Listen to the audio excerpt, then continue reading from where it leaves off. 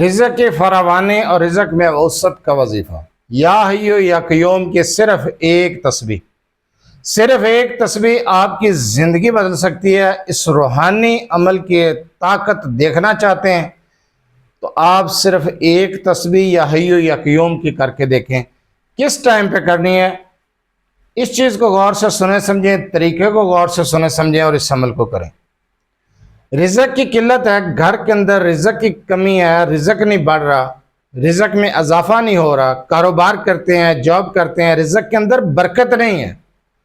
کاروبار کے اندر برکت، رزق کے اندر برکت، صحت کے اندر برکت، گھر کے اندر برکت چاہتے ہیں تو اٹھیں پھر تہجد کے وقت، پڑھیں تہجد کے نوافل پڑھنے کے بعد بیٹھ جائیں پھر اسی جگہ پر اور پڑھیں ایک تسبیح صرف، یا حیو یا قیوم، تصور رکھ کے، اپنے مقصد کا تصور رکھ کے اس اسم اعظم کو پڑھتے جائیں۔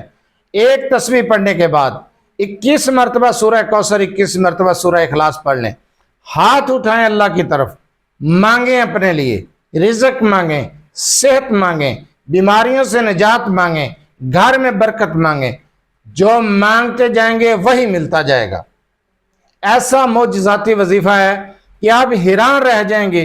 اس عمل کو کر کے دیکھیں، آزما کر دیکھیں، زندگی بدل جائے گی۔ ایسا معجزاتی وظیفہ، ایسا معجزاتی عمل میں نے آپ کو بتایا ہے، کرنا تہجد کے وقت پہ ہے۔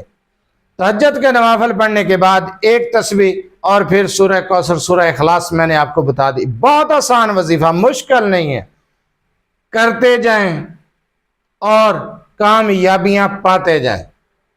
ایسا یہ روحانی طاقت والا وظیفہ ہے، آپ کریں تو صحیح۔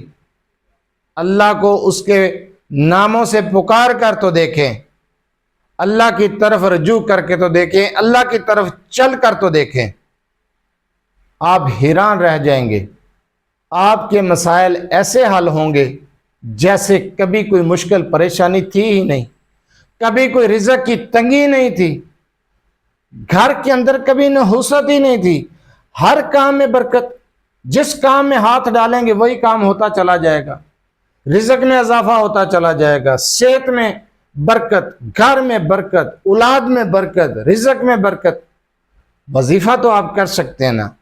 دنیا کے سامنے اپنا رونا رونے کی بجائے، اپنی مصیبتوں کا تذکرہ کرنے کی بجائے اللہ کی طرف رجوع کریں، اللہ سے مانگ کر دیکھیں، اللہ کے سامنے اپنے دامن کو پھیلا کر دیکھیں، ہاتھ اٹھا کر مانگیں، گڑ گڑا کر مانگیں۔ ناکامیاں نہیں، کامیابیاں قدم چومیں گی، مایوسی کا سامنا نہیں ہوگا، زندگی بدل جائے گی۔ فراوانی ہی فراوانی رزق کی، وسعت ہی وسعت رزق کی، برکت ہی برکت، اور صحت اس میں بھی برکت، گھر میں بھی برکت۔ بہت معجزاتی وظیفہ ہے اور آسان بھی ہے، میں نے کوئی مشکل وظیفہ نہیں بتایا آپ کو۔ اللہ سے مانگیں اور توکل، یقین، بھروسہ صرف اللہ کی ذات پر۔ وہی ذات ہے جو آپ کی مشکلات کو حل کر سکتی ہے، وہی ذات ہے جو آپ کے رزق میں برکت اور وسعت پیدا کر سکتی ہے، آپ کو بے شمار رزق دے سکتی ہے۔ اس عمل کو کریں، آپ حیران رہ جائیں گے، غربت کا خاتمہ ہو جائے گا، مسائل منٹوں میں حل ہونا شروع ہو جائیں گے۔